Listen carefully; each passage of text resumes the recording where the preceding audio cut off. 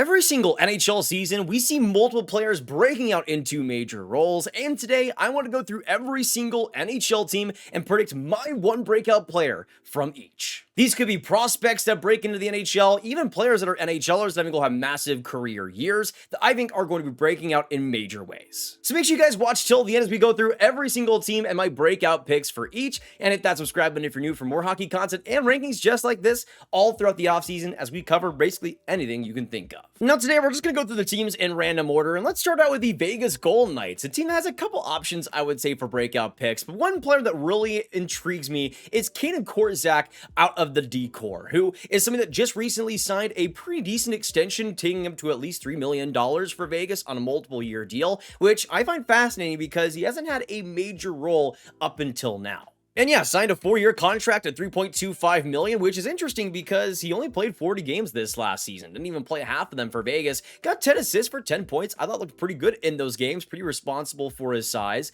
And it's something that I think projects well, especially as a bottom pair defenseman. Just hasn't quite gotten the opportunity to shine yet for the Knights. But I think especially this next season, a lot more deployment is going to be given to him, a lot more ice time. And I think he's really going to start to make a name for himself as one of the Knights' better success stories out of the draft. And as you guys can see, it's taken him a while to get that opportunity. He'll be 25 this next January, but it is starting to pay off, and I think this Knights defense has enough opportunity for Korczak to shine. Now let's move on next up to the Montreal Canadiens. I told you guys it was random. Let's go on to their breakout pick, and there's a few options here. I could have gone for a Zach Bolduc potentially. Maybe Jacob DeBesch is able to get a lot more opportunity this next year, but I'd be kidding myself if my pick wasn't Ivan Demidov. The potential, maybe likely candidate for the Calder Trophy this next season. He is basically going to get an immediate top 6 spot on this Habs team. The speed, the skill, and how much he's able to use those in conjunction. You can see the dominance going from the MHL to the KHL, and especially when he played those 2 games for Montreal in the regular season, I thought he looked like maybe Montreal's best forward, maybe best player, and I think he has the potential to be that as soon as next season. We'll see how the points end up coming out, but I think Demidov is going to break out in a major way and immediately be an impact rookie. Now let's go on to the 2024 and 2025 Stanley Cup champs in the Florida Panthers, and there's a couple options that I think are interesting. Mackie Samoskevich could have pretty easily been my pick, but I want to give a shout out to Daniil Tarasov, acquired by the Columbus Blue Jackets, making just above $1 million this next season. But you can see the size checks the boxes. 6'5", 196 pounds. I didn't really love him this last year for Columbus, but I thought he was solid last season with a .908 save percentage in 24 games and a backup role for the Blue Jackets. I think behind Bobrovsky, he's not going to have to play too many games, but having the maturity of another Russian goaltender like that to learn from, I think is really going to help a player like Tarasov in the end. A lot of potential, and we know Florida can tap into that. I think Tarasov is going to do very well and really make a name for himself as a really solidified NHL goalie. Now going on to my favorite team of the Dallas Stars and my breakout pick for them this next season, I'm going to go with Maverick Bourque at this selection. I think Bourque just makes complete sense here, right? I mean, didn't play a ton of minutes when he did play last year for the Stars, but with the trades of players like Mason Marchment, that frees up a bit of space on the wings. You can see in 73 games, even with the limited space and time on the ice, he still did pretty well for himself, getting 11 goals and 25 points. Getting more of an opportunity, I think, will be basically an essential for him this next year. He's likely to be on that middle 6 now, and I think could play up in the lineup potentially into that top 6 at points. I think Bourque has the potential to do that. I've always liked his skill, always liked how smart he was. I think that's a reason why he will get more of an opportunity this next year. Now going on to a much different forward here to the Edmonton Oilers, my one breakout pick might surprise you a bit because I'm going to go for Trent Frederic here. Somebody that is going to get clowned on because of the contract, and yes, the term is absolutely insane for a player of Frederic's caliber, but I do think in Frederic's case, he just wasn't healthy throughout a big chunk of this season. We know he wasn't healthy when he went to Edmonton. He had some fluctuating standards, and even though he did play in the playoffs, it just wasn't a good time for him. He wasn't 100% by any means. And I think we can take all the Edmonton time and throw it out of the window.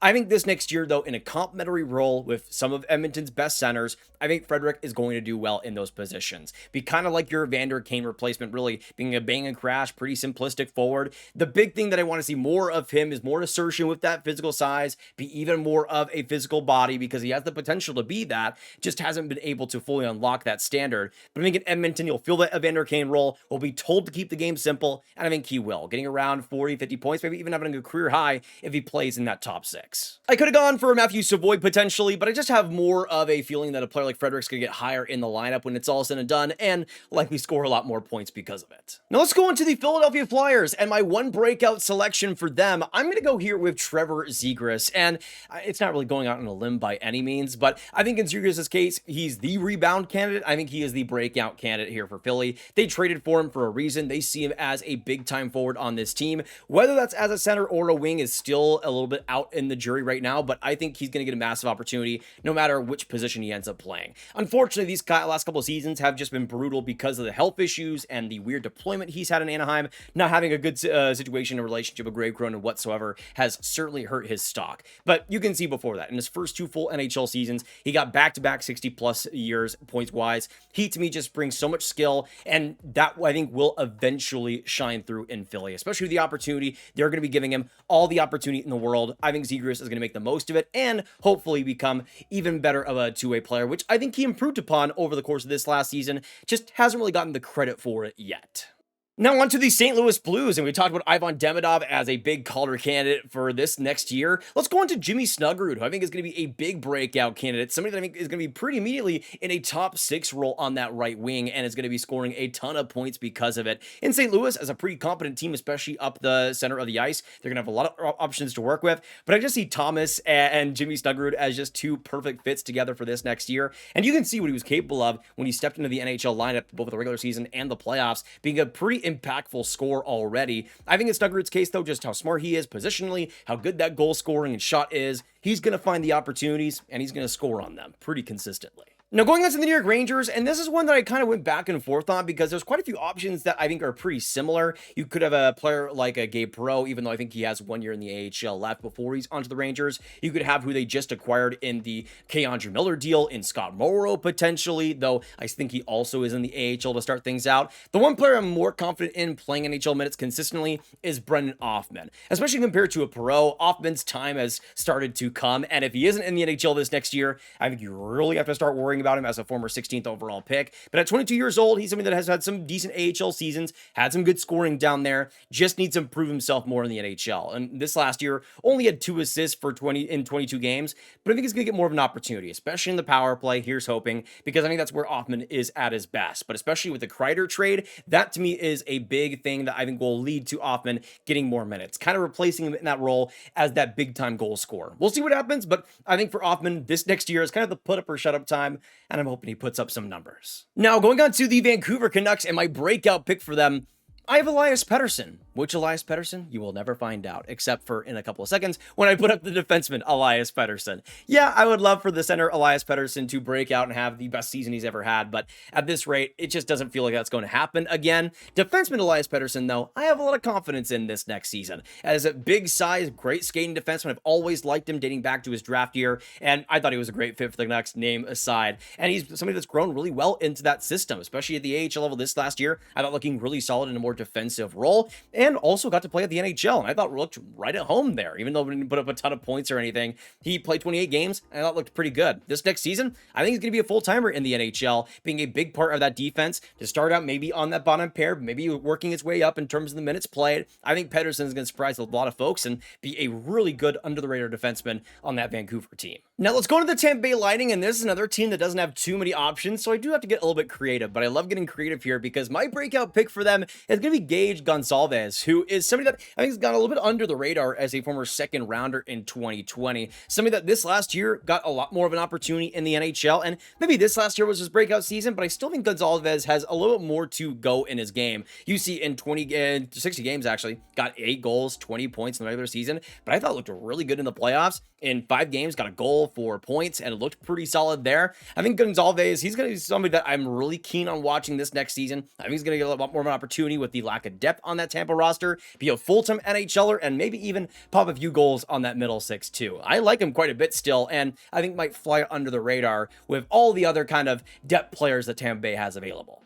Going into the Boston Bruins and my breakout pick for them, I got Matthew Poitras in this spot. Now, Fraser Minton could also be an under-the-radar selection, but Poitras played a lot of NHL games and feels like he's still bursting at the seams, waiting to break out. He's somebody that had a pretty decent start to 2024 season with the Bruins, 15 points in 33 games, but this last year played mostly in the AHL, looking pretty good there, over a point per game with 41 points in 40 games. When he was with the Bruins this last year, he didn't really feel like he had a place quite yet, but with how much the Bruins forward group has opened up this year, a player like Poitras I think is going to get a lot more opportunity, and I think this is the year where he really establishes himself as a complete NHLer. Now, moving on to the New York Islanders and my breakout pick for them, I'm going to go for Emil Heineman, kind of an underrated part of the Noah Dobson trade. Of course, he had the 2 mid-first round picks there, which ended up being Victor Eklund and Kashan Aitchison. But Heineman, I think, is a pretty underrated ad there for an Islanders team that could use some more speed and some decent goal scoring when he is at his best. This last year, 10 goals and 18 points in 62 games. Not really getting a ton of opportunity on that Habs team,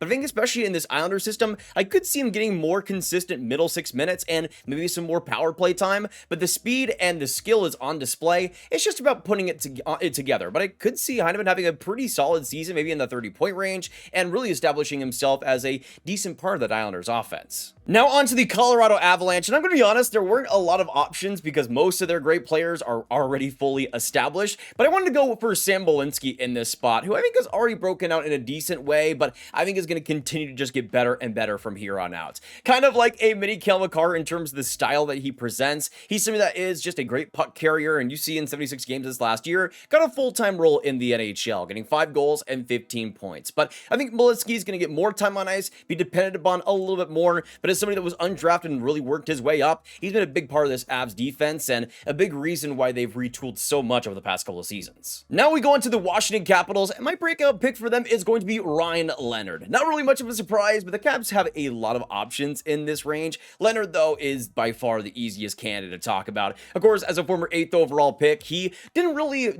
light the world on fire coming into the NHL after the NCAA, but I think he was just feeling things out, trying to get adjusted to the pace of the NHL. Once he does do that, though, Leonard is going to be an absolute beast with the possession game, with his shot, with how much of a dog he can be all over the ice. I have no doubts that Leonard will adapt, and I think this next year we're going to start to see it. Now we move on to the Ottawa Senators that I think have a few really under the radar potential breakout options, but I'm going to go for Jordan Spence, who they traded from the LA Kings just this offseason. Somebody that I have a lot of belief in, didn't really fit what the Kings wanted on that defense, trying to go bigger and stronger, but for a team like the Senators that needs some more right-handed depth, I think Jordan Spence is perfect. He's somebody that has always been an efficient player in LA, always put up some pretty decent results, while not getting the ice time that I think he quite frankly deserves. But this last season, in 79 games, 28 points, just a solid puck carrier, solid passer, just is so smart in the way he plays. He has to be as a 5'11" defenseman that isn't electric offensively, but there's a lot of good in Spence's game that doesn't quite show up on the scoreboard. But I think for a team like the Senators,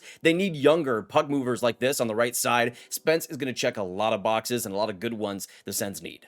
Now, speaking of checking boxes for a team, let's go on to the Toronto Maple Leafs, and my breakout pick for them is pretty easily Matias Maccelli, somebody that I absolutely adore when he is on his best. Unfortunately, this last year in Utah's first season, we really didn't see him at that best. In 55 games, he had just 10 assists for 18 points, but before the move to Utah, I thought he was one of the most underrated passers in the league, somebody that especially from the perimeter can find open lanes so easily and spot teammates from, it feels like 200 feet away. You can see 40 assists, 57 points in 82 games before he stepped this last year into the Utah Hockey Club system. I think with Toronto, especially with the absence of Mitch Marner, they need more puck skill, they need more dynamic ability. Maccelli can bring that when his game is on, when he is 100% in it, and I think for the Leafs, they're really going to benefit from a pretty low-stakes trade, in all honesty. Now we move on to the LA Kings, and my breakout selection for them pretty easily has to be Brandt Clarke. I mean, we talked about the Kings getting rid of Jordan Spence, and I think a big reason for that was just the emergence of Brandt Clarke and what he is able to become. Because especially for them, they might not want to have another puck mover on their third pair, even though I think that's a good thing. I think for the Kings, they want to have more of a defensive defenseman in that spot, and have Clarke playing even more minutes, which I think is a good thing because ultimately Clarke is that dynamic offensive player that Spence might not be. You can see this last season, 33 points, 28 assists in 78 games. He played a lot of games for this Kings team, but wasn't really relied upon in many big-time situations. I think that is going to change, though, and Clark's going to put up some big numbers starting this year. Now, speaking of an offensive defenseman that hasn't gotten a ton of opportunity yet, but I think will start to this next year, let's go on the New Jersey Devils, and my breakout pick has to be Simon Nemeth. Now, I could have had Arseny Gritsuk. I think he could have a decent spot on the team, too. But with how much the Devils have been shopping Dougie Hamilton and how likely a trade, in Hamilton's case, seems to be this summer, if that happens, I think Simon Nemeth is one of the biggest breakout candidates for next year. Somebody that, as an offensive defenseman, hasn't gotten much of an opportunity to play on the top power play or in many offensive situations. And I think something that has hurt him. But I think throughout the second half of the season in the NHL, he got a lot better. In the playoffs, I thought he was great in the 4 games he played for the Devils, even though, of course, shorter sample size. I still think there's a lot to like in the Mets when he's confident, when he's going. There's so much offensive skill there. It's just about putting it all together. But I'm hopeful about this next season for the Devils and the Mets because I think he has the potential to still be a top 4D. Now we go on to yet another defenseman that I think is going to break out this next season. Let's go on to the Nashville Predators and their free agent signing in Nick Perbix. Something that I think has always kind of been an under-the-radar name, but I think deserves more credit for the game he plays. Something that signed, of course, a recent extension in Nashville after going away from Tampa Bay. But I think Perbix is somebody that always has had the talent, the potential to be a more middle-pair defenseman. Just hasn't really gotten that opportunity in Tampa. But in Nashville, he certainly will. I mean, the right side of the defense is kind of all over the place in terms of the guys they have available. Perbix is probably the highest quality name among that group. This last year, getting 19 points in 74 games and 6 goals. I think in Perbix's case, I just want to see him use that physicality more, become a little bit more assertive because the brain is there and the potential offensively, I think, is starting to grow, even if it has been a slow burn. Now on to the Minnesota Wild, and their breakout player is pretty easy here. It is another defenseman. Let's go on it to Z Buum. Probably not a surprise for any of you guys to see him at this spot, to have him as my breakout pick, because he is just such a beautiful fit for what Minnesota needs. I don't think they've had an offensive defenseman like this that has had the talent of a Z Buum since maybe Brent Burns, really. It's been a long time for Minnesota's system, but that's exactly why I think Buum is going to make such a mark already. He's going to be immediately as a power play force, immediately presenting so much confidence and deception from the blue line. He will make you pay for just any slight defensive mistake. He is just such a far ahead offensive player than most people on the ice, and that's really allowed his creativity to shine. You see in the NCAA these last couple of seasons, the production has been great, but I also think the defense has really improved year after year. He's been using that body more and that confidence and getting a lot stronger, and that's helped a lot, especially in the net fronts. But don't get me wrong, the real entertainment here is going to be when Z Buum has the puck, and for a team like Minnesota, they need more puck carriers. Buum is exactly what the doctor ordered.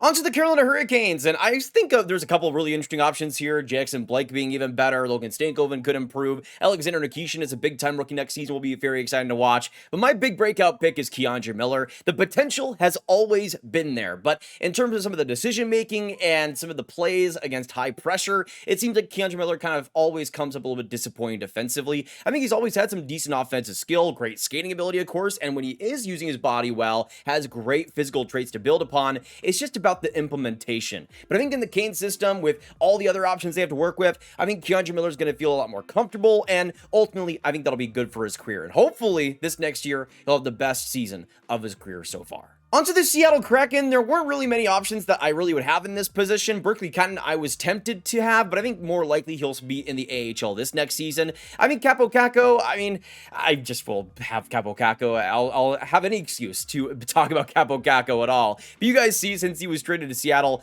of course, in the second half of the season by the Rangers, he was fantastic there, getting 30 points, 10 goals in 49 games, especially at 5-on-5. He was immediately one of the Kraken's best players consistently. Having this full season with Seattle, playing on that first line there, I think it's going to do him a lot of good, and I think he'll have, hopefully, his best point total yet. Now on to the Utah Mammoth, and they're another team that has a lot of options to choose from, but ultimately, I'm going to go with my boy Dmitry Simashev, who I think is going to win a spot in training camp and ultimately be a big part of this Utah defense. And there might be a couple of free agent signings like Ian Cole that could keep that from happening, but I think Simashev is just going to be so good that ultimately he'll end up winning the spot necessary. I know that Utah loves him with the size and the skating ability, but he's somebody that I always think has had more offensive potential than maybe the points indicated in the KHL. This last year, having 6 points in 56 games is still solid for a defensive defenseman, especially to the level of Simashev, but you always wanted to see a bit more. But I think at the prospect tournament that they had, the Dev Camp, he looked fantastic there.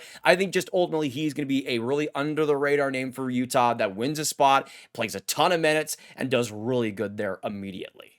Now going on to some more superstar defensive prospects, let's go on to the Detroit Red Wings and my pick in Axel Sandin Pellikka. Now I'm really hoping that this comes to pass because there is the chance that he does start the year in the AHL, but man, I just don't want that to happen. Please, Detroit, give me some excitement here. I need to see it.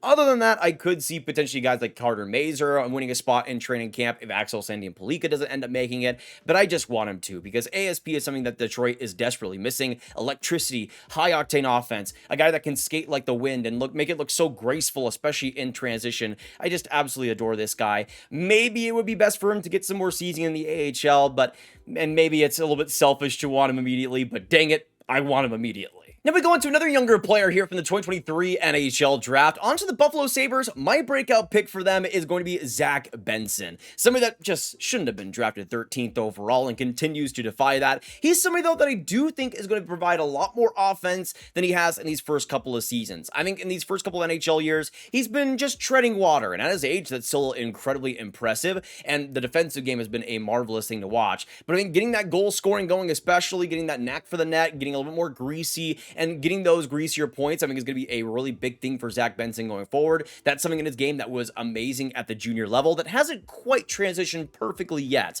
But we've seen some high skill, we've seen some high pace already. Just having the extra little bit of scoring in the end, I think is what is holding Zach Benson back. But I think we will see it as he gets a big opportunity in the top 6 this next year. On to the Calgary Flames. We're going to go to another high-profile draftee in Zane Parekh, former 9th overall pick. He, just like Zbuem, I think will be handed the keys this next year to really command the power play for this Flames team and really supercharge the offense from the back end. And that is what Zane Parekh is here to do, especially when it comes to the goal scoring, when it comes to the electricity on the power play. Zane Parekh is going to give you that. Another one like Zbuem that I think has improved his defensive play, even if it still might be a bit of a weakness here and there when it comes to the actual imprint on the ice. But I think in Parekh's case, the confidence is so high, the skill set is so high that even if there is some defensive deficiencies in year one, the offense more than makes up for it. Now, going on to a pretty fascinating prospect here that hadn't gotten an opportunity but didn't really work out yet, but I think will get a massive opportunity this next year. Let's go on to the Penguins breakout pick, and I'm going to go for McGrody at this spot. I mean,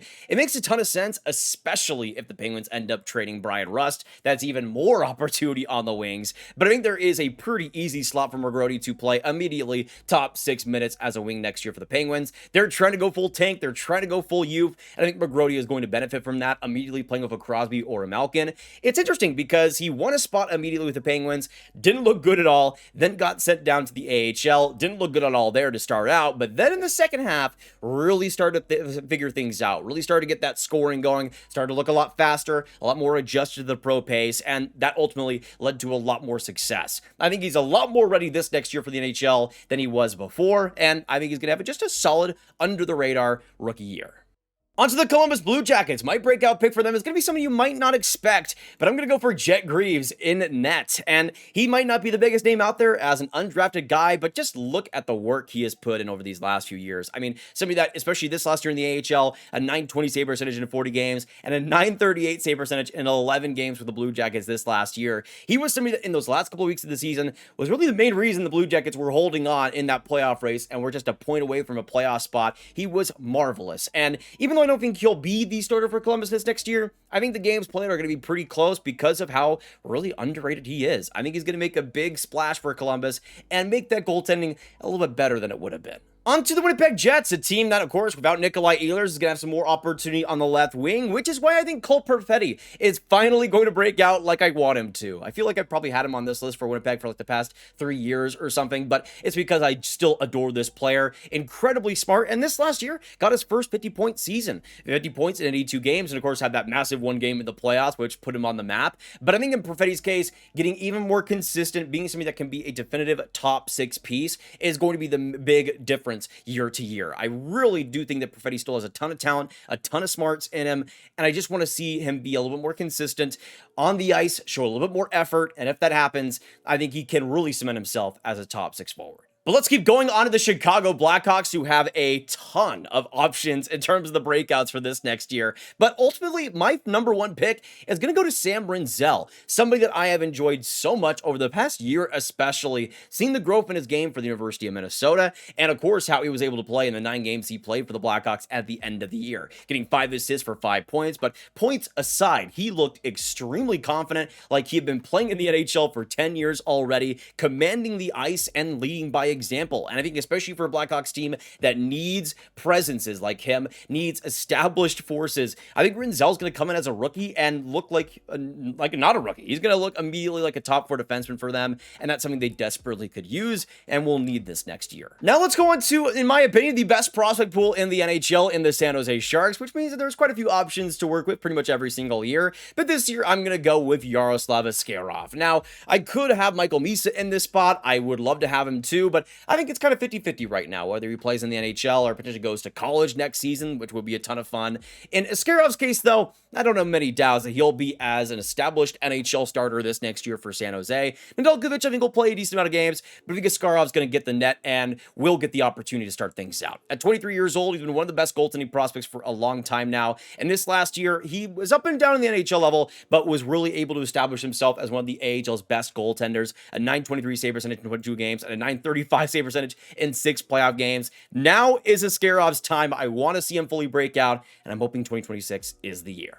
But now we go on to the last player as our breakout picks today. Let's go into the Anaheim Ducks, another team that has a few really interesting options, but I want to go for somebody that I don't think gets talked about a ton, but I think is going to have a pretty big year this next season in Pavel Mintyukov. Of course, a former 10th overall pick by the Ducks in 2022. He's somebody that's kind of been maybe like a Zach Benson, kind of treading water over these last couple of seasons, getting adjusted to the NHL level. But I think this is somebody that's going to have a big season this next year, really keep improving on that defensive game, the smarts that he has, how efficient he is in the defensive zone, and offensively start to show a little bit more of what he is made of. Somebody that was a great OHL producer, but I think this next year we're going to start to see a lot more confidence out of Mintyukov and really solidify, I think, that second lefty spot behind Jackson LaCombe. But those are my breakout picks for the 2026 NHL season, and thank you guys so much for tuning in. If you enjoyed the analysis, make sure to hit that like button, hit that subscribe button, and the notification bell. Comment down below your thoughts on my breakout picks, what you guys agree, what you guys disagree with, and what would your breakout pick be on your favorite team? Let me know your thoughts down below on that. And of course, share it with all the hockey fans you guys know online. Click on this card for all my ranking content right in one playlist, and I will see you guys in the next one. Hopefully you guys keep having a fantastic summer, and I'll see you in the next one. Goodbye.